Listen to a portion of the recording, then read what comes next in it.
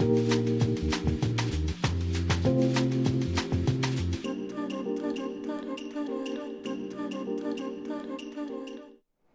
ritrovati a Sette Sere, allora continuiamo a parlare di educazione finanziaria insieme a Giovanna Boggio-Robuti, buonasera, bentornata, e a Emanuela Rinaldi, bentornata anche a te Emanuela. Allora stiamo parlando di quanto sia importante far imparare a tutte le età, ma partendo dai piccolini, il valore dell'economia, dei soldi, insomma come fare ad amministrare le proprie risorse per poter poi programmare il proprio futuro. Allora abbiamo visto quanto sia importante questo per i piccolini, come anche proprio i piccoli dai 5 anni, anche prima? Anche prima si possa iniziare a capire il valore dei soldi, si possa iniziare a percorrere un percorso un po' meno guardando ai valori dell'amicizia, dei soldi come qualcosa di lontanissimo, ma capire che razionalmente i soldi sono qualcosa di vicino, una merce fondamentalmente di scambio che ci serve. Ma adesso vediamo come fare ad insegnargli bene qual è il percorso per capire appunto il valore economico. Allora vediamo, l'albero dei soldi ha messo a punto vari strumenti. Allora adesso ci focalizziamo sul primo strumento, quello dedicato ai bambini dai 6 a 12 anni. Chiedo alla regia di mandare il video per i kids e iniziamo a spiegare quali sono gli strumenti che sono stati messi a punto. Allora, i bambini giocano, si vede anche in queste immagini, intanto si avvicinano al denaro con una specie di cartoon che gli ricorda che tutto ciò che si desidera in qualche modo va pagato. Quindi poi gli parliamo della moneta, gli insegniamo insomma varie cose su cui loro in realtà sono già formati, però su cui è corretto dargli delle informazioni abbastanza precise. E sostanzialmente per le scuole primarie si propone un gioco, quindi le nostre lezioni sono tutte formate, cioè condotte con queste immagini che vedete sono molto colorate, molto divertenti, hanno concetti molto semplici, hanno dei giochini interattivi con cui i bambini si misurano, perché quando si ha 8, 9, 10 anni, queste sono più o meno le età a cui li proponiamo, è inutile ovviamente spiegargli concetti complicatissimi, è molto più facile fargli apprendere delle cose partendo dalla loro esperienza e facendoli giocare.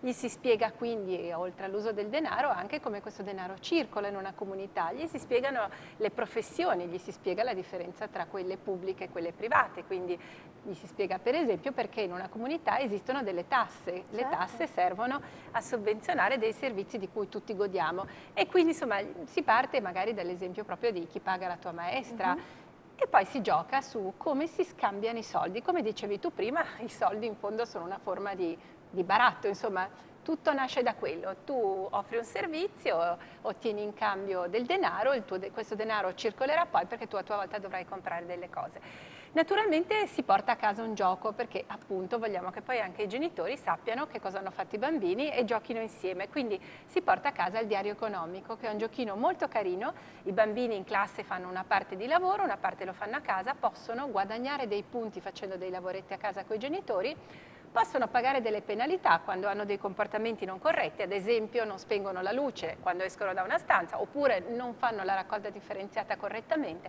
I genitori quindi possono chiedere del denaro in cambio, naturalmente il denaro sono punti, non sono soldi veri, però i bambini poi alla fine possono chiedere anche un premio quando accumulano abbastanza punti. Quindi è un gioco molto carino, noi sappiamo che ha successo perché tante scuole lo fanno in tutta l'Italia e insomma fino ad oggi sappiamo che i bambini imparano anche perché c'è un test che viene fatto prima della prima lezione, un test finale alla terza lezione e quindi noi cerchiamo di misurare gli spostamenti di competenze oppure di atteggiamenti e devo dire che insomma funzionano. Certo, assolutamente, quindi un'importante valenza educativa di tutti questi strumenti. Voglio ricordare che è un progetto che è aperto sia agli insegnanti che ai genitori. Allora, questi strumenti di cui abbiamo parlato adesso si possono applicare a scuola, come hai detto tu, ma ovviamente c'è anche la parte da portare a casa, per cui tutte le informazioni sia i genitori che gli insegnanti le possono trovare su una piattaforma online. Il sito è?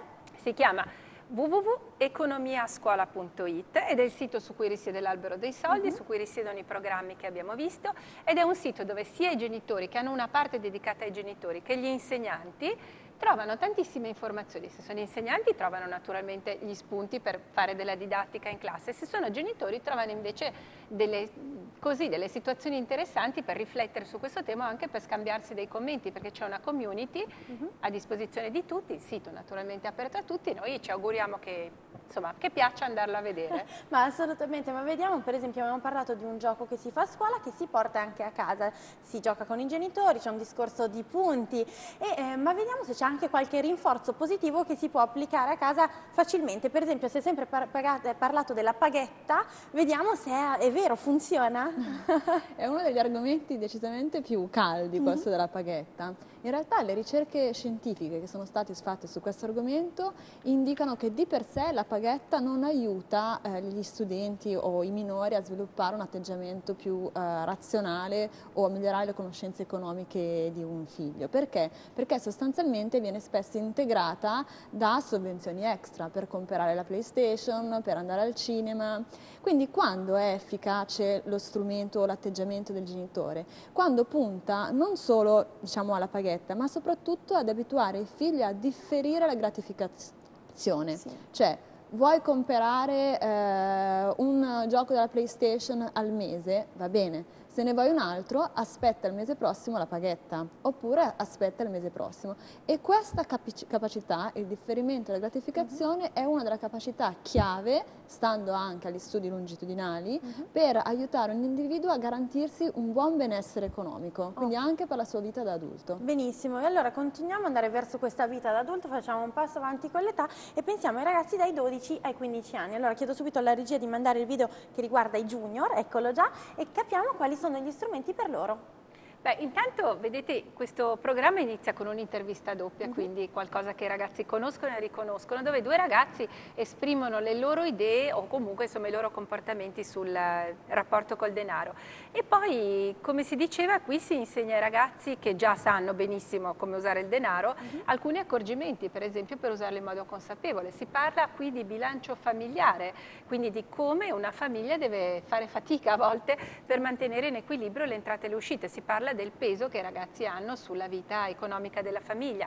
Gli si spiega, come dicevo prima, la differenza sostanziale tra il valore di un oggetto e il denaro, cercando un po' di combattere anche quei fenomeni di consumismo che appunto ormai vanno un po' controtendenza rispetto ai tempi un po' più duri in cui viviamo.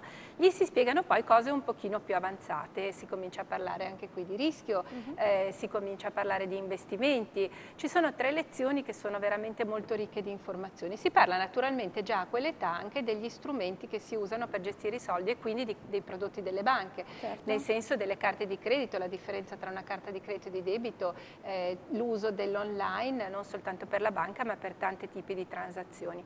E anche loro giocano naturalmente, fanno dei role play in classe, dei giochi di gruppo, vengono chiamati ad affrontare piccoli problemi in modo da esercitarsi anche in pratica. Esatto, provano la situazione sulla loro pelle. Facciamo ancora un passetto avanti, andiamo ai ragazzi un pochino più grandi, guardiamo i teens. E che cosa succede a loro?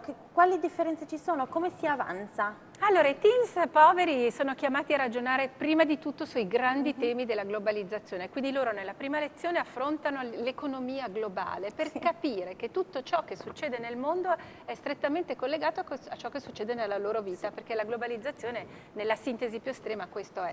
Quindi loro partono da questi macro temi, poi passano nella seconda lezione invece al rapporto tra loro e il denaro, quindi di nuovo molto di più come rapportarsi con tutti gli enti che lo gestiscono, e nella terza lezione molto particolare, siccome sono ragazzi degli ultimi 2 anni, delle superiori, gli invitiamo invece ad affrontare il tema dell'economia a sostegno dell'imprenditorialità e addirittura li invitiamo poi, se vogliono, come classi, a partecipare a un concorso nazionale che gli propone di sviluppare un'idea imprenditoriale che deve essere socialmente utile per il territorio in cui loro vivono. E qui è molto interessante perché per la prima volta ci si mette in gioco nei confronti della società, per cui i ragazzi trovano un loro ruolo, un loro confronto, un loro posto proprio nell'economia.